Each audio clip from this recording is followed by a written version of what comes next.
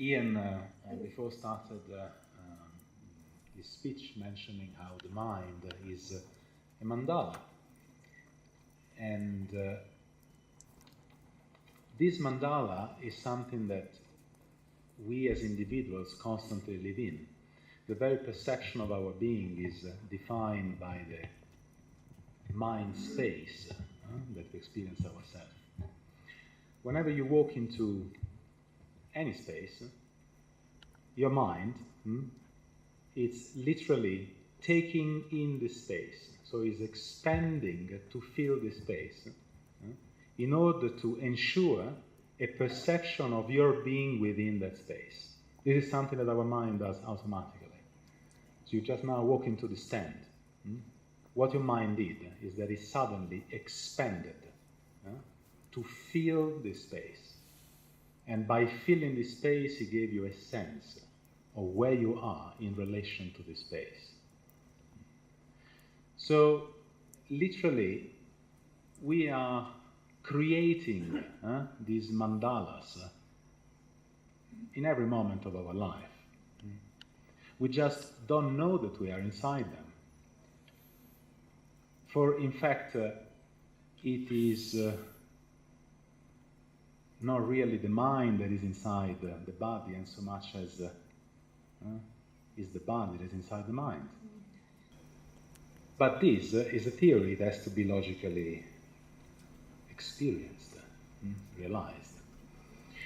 And the variety of practices that Vajrayana has created, and before Vajrayana, other forms of Buddhism, are fundamentally skillful means to realize this. Then, for some people, it's more effective to use physical means.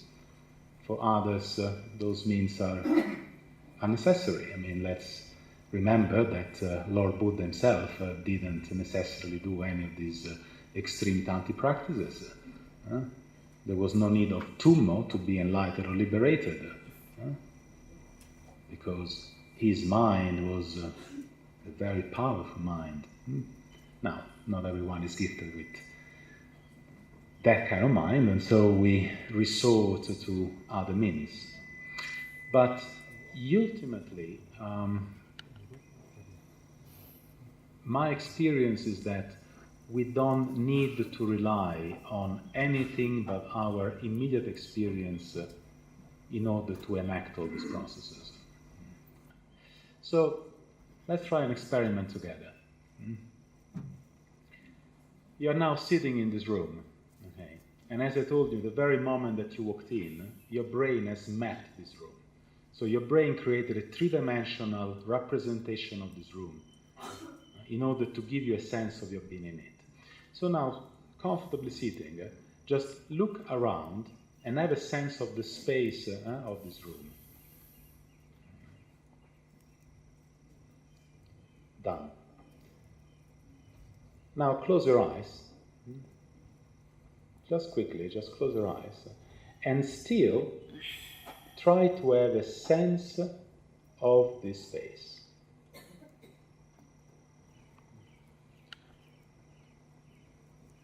Keep your eyes closed and keep an expanded perception of your mind to fill up the boundaries of the space. Now use your hands. Your hands are the magician, magical wand. The hands are what we use to expand our mind. Now, using your hands, I want you to push them forward to touch the boundary of the wall that is in front of you. I am sure you can reach it, isn't it? You can actually touch the wall in front of you, isn't it? Beautiful. Now pull your hands back. And now I want you to expand them on your side, touching the walls that are on your side. You can actually extend your hands to the boundary of the space. Very good. Now open eyes. Try to do the same with the eyes open. If you try now to reach in front of you, of course, physically, you are not reaching or touching the wall in front of you, isn't it? But when you close your eyes, you experience that you did. Why? Because when you close your eyes, you are living in the representation that the mind has made of the space that you exist in. So in that moment you are Hevajira, Chakrasamvara, you are the center of the mandala. And that mandala is the mind itself.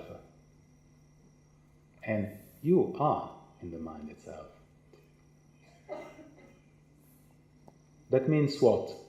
That you and you and you and the chairs and the tables that are inside this mandala are also inside the mind. They are not parted from it.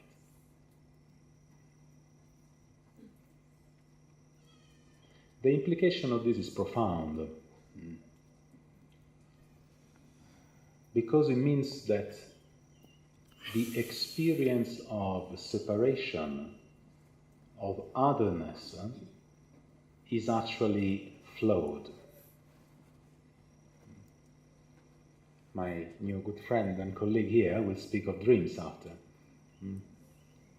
Now, if this was a dream, right now, and so you are dreaming to be in this conference, and you are seeing all the people here. You see them as I see you, out there.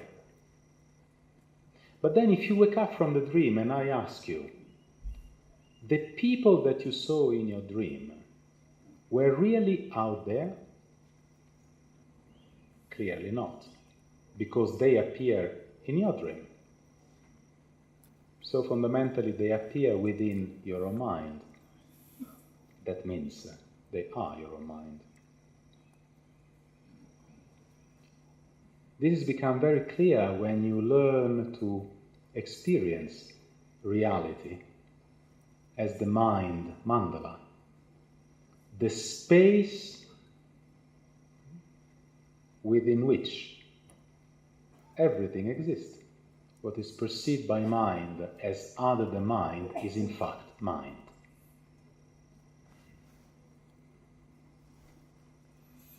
But again, this is not a theory. It has to be lived. Now, I got to this conclusion without Vajrayana, for all that matter, truly without Buddhism,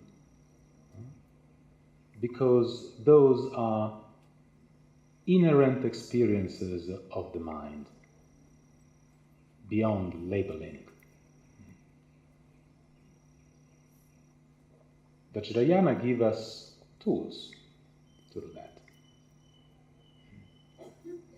But the point remains, the tool is just a skillful mean, it's pointing the way. But did you actually experience it? So this is ultimately the message.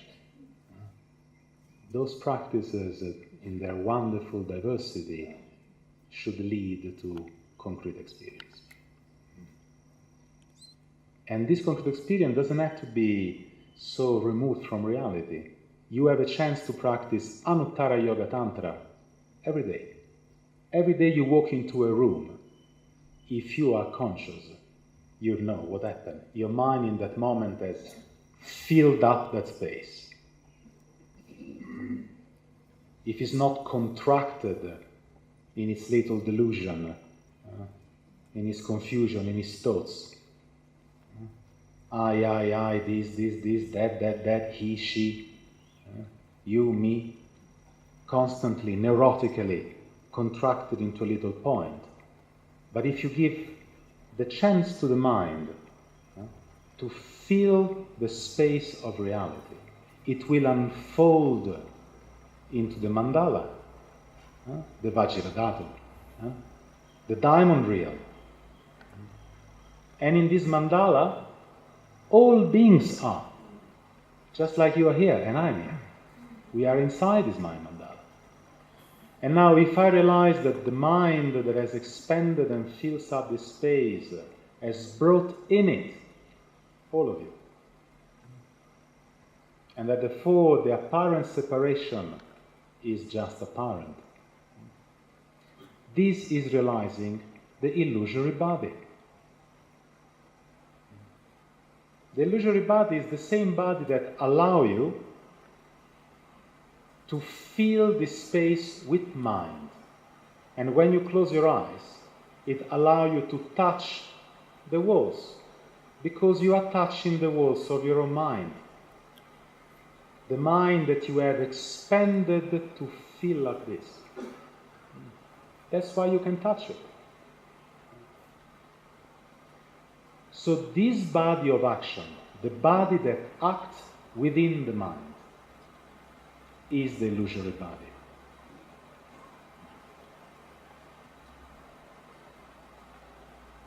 This body has the belief that it's separated from the mind, but this very simple experiment proves you that your body is within the mind. And if you can live your life just with this simple knowledge, all the time, this body and this mind that experience themselves as separated and experience the separation of I and others, gradually they start to dissolve.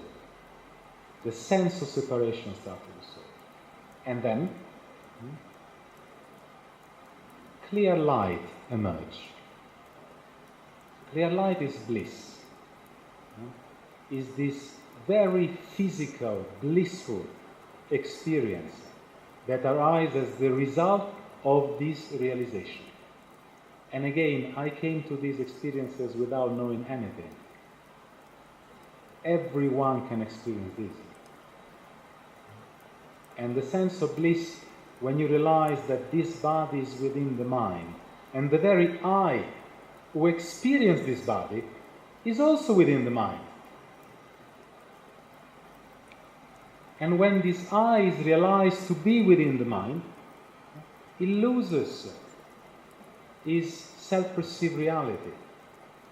And then this bliss arises, and this luminosity arises. And then it is known what you experience every day when you go to sleep. When you are in a dream, you see light, isn't it? Sometimes you see the sun, you see objects, just like you see this room. But most of the time when you are sleeping, actually it's dark, isn't it? It's night, there is no light. And yet you see light in your dreams. You see objects, you see the sun, you see colors. Where does that light come from? How can you see light when there is no light? How can you see the sun in a dream? Because of the inherent luminosity of the mind, prabhasvara. When the mind is realized to be the mandala, and the body and the I are experienced to be within the mind, and the illusion of separation is gone, that prabhasvara becomes self-evident as the light that creates distinction and discernment of form and identity. When that emerges, the mind is known to be a mirror, upon which 1,000 forms are reflected.